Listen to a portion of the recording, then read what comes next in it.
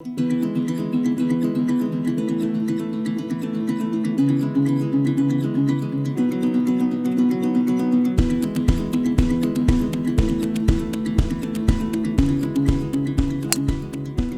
entendu parler d'Alice pour la première fois il y a 3 ans et ça fait aujourd'hui 1 an et demi que je m'occupe d'elle sur l'aspect coaching. Ce qui la rend spéciale à nos yeux, nous, fédération, c'est évidemment la précocité de ses résultats. Et puis maintenant qu'on la connaît bien, c'est l'ensemble des qualités dont elle dispose pour emmener son golf le plus loin possible.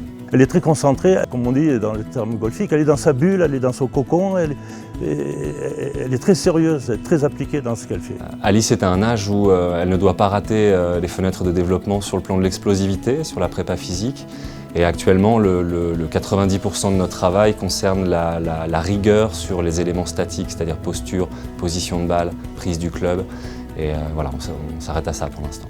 Yeah! Bien joué Alice, super.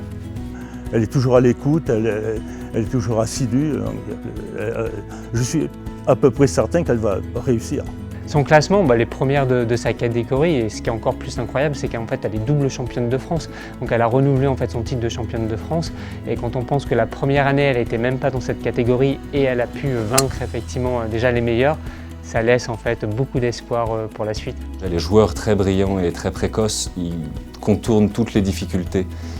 Il y a beau y avoir un peu d'imprécision sur le plan technique, c'est une jeune fille qui a un sens de l'efficacité, comme tous les plus grands.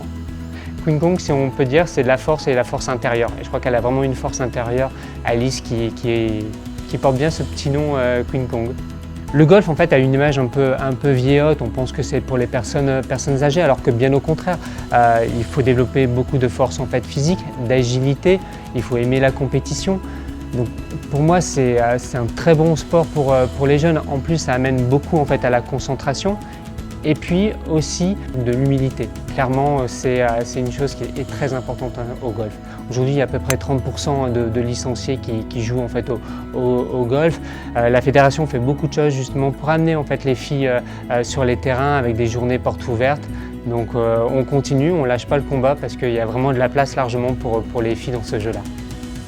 Ici, il y a toutes les structures pour qu'ils essaient de jouer au golf, pour qu'ils s'aperçoivent que le golf n'est pas ennuyé du tout, c'est un sport de plein air, dans la nature. L'année dernière, en 2020, il y avait 3 Françaises dans le top 15 mondial amateur, donc la filière sportive féminine du golf français se porte plutôt bien. Et on ne demande qu'à ces jeunes filles d'accéder non pas au top 15, au top 20, mais au top 1 pour pouvoir montrer la voie aux jeunes filles et que ça suscite des vocations.